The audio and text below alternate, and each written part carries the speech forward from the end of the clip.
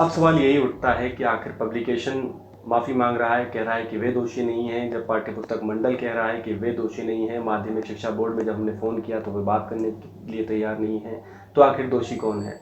राजस्थान के शिक्षा मंत्री गोविंद सिंह डोटासरा, जो कि धर्मनिरपेक्षता की बात करते हैं, आपसी प्रेम, भाईचारे, सद्भाव की बात करते हैं, उनसे हमारा निवेदन है कि वे सिर्फ इसकी बात ना करें, बल्कि एक बार उन किताबों में झांक लें जो उनके अंतर्गत आती हैं, जो उनके डिपार्टमेंट्स अप्रूव करते हैं कि आखिर उन किताबों में क्या लिखा है। तो welcome to clear in India.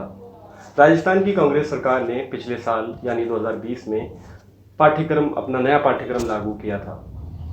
पाठ्यक्रम को लागू करते हुए राजस्थान के शिक्षा मंत्री गोविंद सिंह डोटासरा ने कहा था कि ये पाठ्यक्रम राज्य के बच्चों तक सरल शिक्षा को पहुंचाने के लिए लाया गया है, राज्य के बच्चों को गांधी के विचार पढ़ाने के लिए लाया गया है, राज्य के बच्चों को नैतिक शिक्षा पढ़ाने के लिए लाया गया है।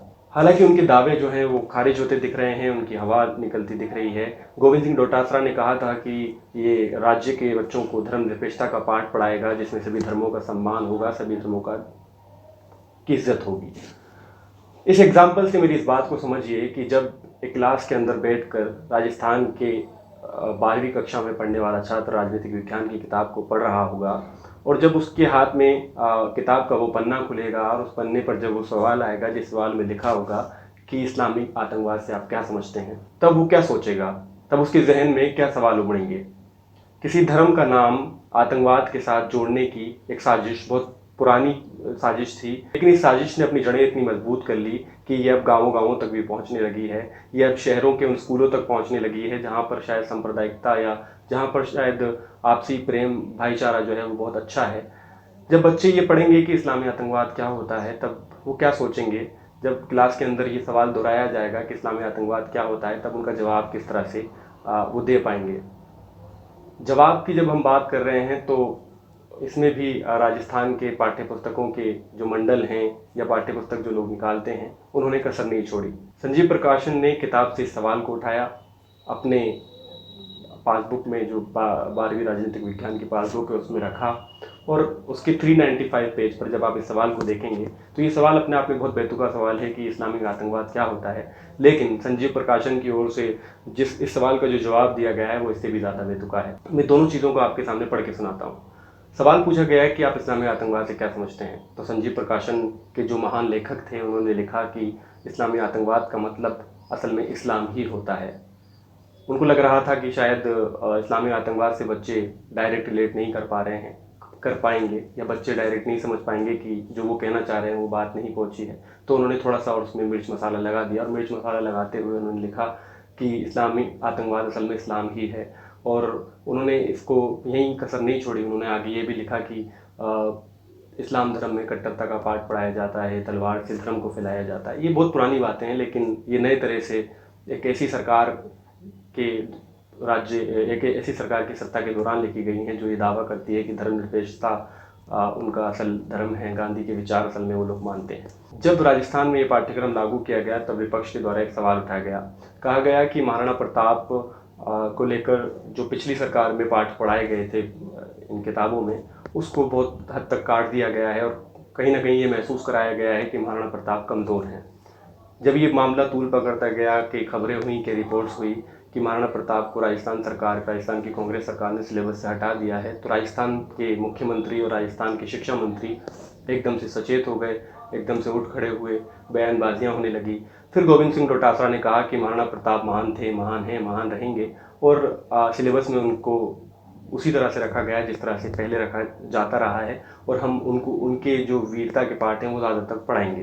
तो ये एक सरकार का रवैया था जो इस मामले पर तूल पकड़ने के बाद बैकफुट पर सरकार आ गई थी और वो उसको उसी तरह से शामिल किया गया। लेकिन सवाल अब ये है कि जब एक किताब में ये सवाल किया जा रहा है जो कि माध्यमिक शिक्षा बोर्ड के द्वारा लागू की गई है, जारी की गई है, अप्रूव की गई है, जिसमें ये सवाल किया जा रहा है कि इस्लामिक आतंकवाद क्या है, तो क्या आपको नहीं लगता कि उस धर्म में मानने वाले लोग, जिस धर्म का इस तरह से यहाँ पर जिक्र किया गया है, ये मजाक बनाया गया है, हर्ट वो लोग नहीं होंगे? क्या उनके सेंटिमेंट्स नहीं हैं? क्या सरकार इस पर कुछ बात करेगी? जब ये मामला तूल पकड़ रहा था तो हमने कोशिश की कि हम इस मामले की तह तक जाएं, जानने की कोशिश करें कि असल में मामला है क्या। हमने सबसे पहले फ़ोन किया संजीव प्रकाशन को। संजीव प्रकाशन के हेड से हमारी बात हुई, जो कि प्रदीप मित्तल हैं। उनके भाई ने वो फ़ोन उठाया और उन्होंने हमसे बात की। उन्होंने बात करते हुए बताया कि हम हमारी गलती मानते हैं, एक्सेप्ट करते हैं कि हमसे गलती हुई है, और वो ये कहते हैं कि ये गलती अनजाने में हुई है। और वो बताते हैं कि हम जो भी सवाल है वो राजस्थान की शिक्षा विभाग और माध्यमिक शिक्षा बोर्ड की जो किताबें अप्रूव होकर आती हैं उनसे लेते हैं, या राजस्थान राज्य पाठ्य पुस्तक मंडल जो जहाँ से किताबें छपती हैं वहाँ से हम किताबें लेते हैं। हम सवाल लेते हैं और जवाब हमारा खुद का होता है। तो हमने उनसे सवाल किया कि जब जवाब आपका होता है तो ये जवाब तो इस सवाल से भी ज़्यादा बनता है, इसकी जवाबदेही कौन देगा? तो उन्होंने कहा कि हाँ, ये हमारी गलती है। हमारे किसी राइटर ने आगरा के किसी और पब्लिकेशन के जवाब को वहाँ पर कॉपी पेस्ट कर दिया था। हमने उनसे पूछा कि ये विरोध हो रहा है, अब आप क्या करेंगे? तो उन्होंने कहा कि हमने लिखित में माफ़ी मांग ली है। माफ़ी मांगने के बाद अब हम जो जितने भी डिस्ट्रीब्यूट्स हुई हैं किताबें उनको वापस ले लेंगे। हमने उनसे यही सवाल फिर दोहराया कि आखिर आपके माफ़ी मांग लेने या डिस्ट्रीब्यूट हुई किताबों को वापस ले लेने से क्या फ़ायदा होगा? क्या जो जिन बच्चों तक ये किताबें पहुंच चुकी हैं और जो बच्चे ये सवाल पढ़ चुके हैं उनके जहन को बदल पाने या उनके जहन में से उन बातों को निकालने की कोशिश आप कर पाएंगे? क्या ये आपके लिए संभव होगा? तो उनसे कोई जवाब देते नहीं बन पाया। इसके बाद हमने कॉल किया राजस्थान राज्य पाठ्य पुस्तक मंडल। वहाँ से वहाँ के जो चेयरमैन हैं उनके सेक्रेटरी ने हमारा फ़ोन उठाया और उन्होंने बताया कि देखिए भाई साहब, हम तो इन किताबों को सिर्फ छापते हैं, हमारी कोई गलती नहीं है। किताबें आती हैं माध्यमिक शिक्षा बोर्ड अजमेर से, वहाँ से अप्रूव होकर आती हैं, हमारा काम सिर्फ छापना होता है। तो उन्होंने भी इस तरह से इस सवाल से पल्ला झाड़ लिया। हालांकि जो पल्ला झाड़ते जा रहे थे वही सब लोग मान रहे थे कि जो लिखा है वो बहुत गलत है और हम सब स्वीकार करते हैं। ऐसा राजस्थान की पाठ्य पुस्तकों में इस तरह का कंटेंट पहली बार नहीं देखा गया है। पहले भी ऐसा कई बार हो चुका है जब इसी तरह की भाषा लिखी गई, या मुगलों के जो शासन को इस्लाम से जोड़ते हुए एक बताने की एक पूरी प्रक्रिया है, जिस तरह से आतंकवाद से या तलवार की बुनियाद पर इस्लाम के फैलने से कनेक्टेड किया जाता है। तो ये आखिर क्यों किया जा रहा है? एक ऐसी सरकार में जो ये दावा करती है कि वे धर्मनिरपेक्षता की बात करते हैं, वे दावा करती है कि वे हिंदू, मुस्लिम, सिख, ईसाई सबको आपस में साथ लेकर चलने की बात करते हैं। एक ऐसी सरकार में ऐसा हो पाना कैसे संभव हो सकता है? सरकार के अधिकारियों से जब बातें हुई तो उनका जिस तरह का रिएक्शन है, बहुत भोले महसूस होते हैं। ऐसा लगता है कि उन्हें तो कुछ पता ही नहीं है, ये तो पता नहीं कैसे इसमें छप गया है। तो अब सवाल यही उठता है कि आखिर पब्लिकेशन माफ़ी मांग रहा है, कह रहा है कि वे दोषी नहीं हैं, जब पाठ्य पुस्तक मंडल कह रहा है कि वे दोषी नहीं हैं। माध्यमिक शिक्षा बोर्ड में जब हमने फ़ोन किया तो वे बात करने के लिए तैयार नहीं हैं। तो आखिर दोषी कौन है? राजस्थान के शिक्षा मंत्री गोविंद सिंह डोटासरा, जो कि धर्मनिरपेक्षता की बात करते हैं, आपसी प्रेम, भाईचारे, सद्भाव की बात करते हैं, उनसे हमारा निवेदन है कि वे सिर्फ इसकी बात ना करें बल्कि एक बार उन किताबों में झांक लें जो उनके अंतर्गत आती हैं, जो उनके डिपार्टमेंट्स अप्रूव करते हैं कि आखिर उन किताबों में क्या लिखा है। सवाल ये है कि पब्लिकेशन माफ़ी मांग भी लेता है, या राज्य पाठ्य पुस्तक मंडल माफ़ी मांग लेता है, या माध्यमिक शिक्षा बोर्ड लिखकर ये कह देता है कि वो इन किताबों को वापस ले लेगा, या राजस्थान के शिक्षा मंत्री इस पर खेद व्यक्त कर देते हैं, या मुख्यमंत्री अशोक गहलोत किसी तरह से खेद व्यक्त कर देते हैं। हालांकि शायद लगता नहीं है कि वो इस मामले पर कुछ बोलेंगे। तब भी क्या इस समस्या का समाधान हो जाएगा? पब्लिकेशन का ये कहना है कि उन्होंने जो 4-5 पंक्तियाँ हैं उन्होंने नहीं लिखी हैं, किसी राइटर ने लिखी हैं।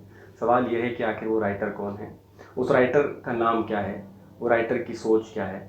असल जो इस मुद्दे की, इस समस्या की जड़ है, वो उस राइटर का दिमाग है, जिस दिमाग के अंदर शायद ये भर दिया गया है, शायद किसी एक पर्टिकुलर धर्म को लेकर उसके दिमाग में नफ़रत भर दी गई है, इसलिए उसने ऐसा जो लिखा है वहाँ पर उसको लिखने की हिम्मत जुटा पाया है। सवाल ये भी है कि आखिर वो इस हिम्मत को जुटा कैसे पाया है? एक राज्य की पाठ्य पुस्तक में इस तरह का कंटेंट अगर लिखा गया है तो इसका दोषी राज्य का वो मुखिया होगा जो उस डिपार्टमेंट को हेड कर रहा है। राजस्थान के राज्य के जो शिक्षा मंत्री गोविंद सिंह डोटासरा है, उनसे इस चीज़ की जवाबदेही बनती है। सवाल पूछिए उनसे कि आखिर इतनी बड़ी ब्लंडर, इतना बड़ा कैसे हो सकता है, इतनी बड़ी गलती कैसे हो सकती है? आप इसका क्या जवाब दिया जा सकता है? राजस्थान की 12वीं क्लास की राजनीतिक विज्ञान की सिर्फ इस पुस्तक का एक मसला नहीं है। कई ऐसी किताबें और कई ऐसा कंटेंट जो अभी आपने कुछ दिन पहले देखा कि साइंस की एक MBBS की किताब में जिस तरह से कोरोना को तबलीग जमात से जोड़ा गया और बाद में उस कंटेंट को हाई कोर्ट के कहने के बाद भी वापस नहीं लिया गया। तो इस तरह के मसले जिस तरह से पाठ्य पुस्तकों के ज़रिए या शिक्षा के ज़रिए जिस तरह से सांप्रदायिकता को परोसने का काम किया जा रहा है, उस पर सवाल ज़रूर करते रहिए, पूछते रहिए कि आखिर इसका उद्देश्य क्या है, या इसके ज़रिए ये जो भी लोग जिस भी तरह का कंटेंट लिख रहे हैं ये चाहते क्या हैं। अगर आप गांधी की विचारधारा का नाम लेकर इस पाठ्य पुस्तक को परोस रहे हैं तो शायद ये गांधी की विचारधारा नहीं है, आप गलतफहमी में हैं। ये विचारधारा किसकी विचारधारा है ये हम अच्छे से समझ सकते हैं। आप सभी धर्मों का सम्मान करने की बात करते हैं, लेकिन दूसरे ही पल आप एक धर्म को आतंकवाद से जोड़कर दिखाने की कोशिश करते हैं, कट्टरता से दिखाने की कोशिश करते हैं। आपको ख्याल रखना चाहिए उस क्लास का जिस क्लास के अंदर सभी धर्मों के बच्चे पढ़ते हैं। कम से कम उस क्लास का माहौल ख़राब मत करिए, कम से कम शिक्षा के ज़रिए इस तरह की सांप्रदायिकता परोसने का काम मत करिए। क्लियर इन इंडिया पर इस रिपोर्ट को देखने के लिए आपका बहुत बहुत शुक्रिया। इसे शेयर कीजिए और ज़्यादा से ज़्यादा लोगों तक पहुँचाइए। शुक्रिया।